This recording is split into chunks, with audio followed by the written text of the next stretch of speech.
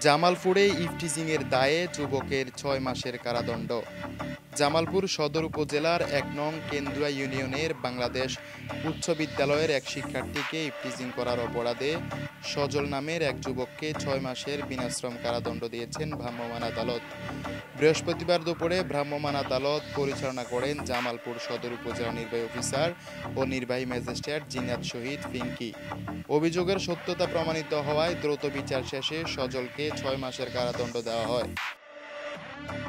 UNO জিন্নাত শহীদ পিঙ্কি জানান, নারী ও কিশোরীদের নিরাপত্তার স্বার্থে ইফটিজিং সহ যে কোনো ধরনের হয়রানি রোধে প্রশাসন প্রচুর অবস্থানে রয়েছে।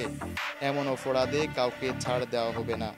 স্থানীয়রা বলেন, শিক্ষার্থীরা প্রতিদিন স্কুলে আসা যাওয়ার পথে নানান সমস্যার সম্মুখীন হয়, কিন্তু এবার প্রশাসনের দ্রুত পদক্ষেপে শিক্ষার্থীরা সুরক্ষার বিষয়ে নতুন করে আস্থা পেল।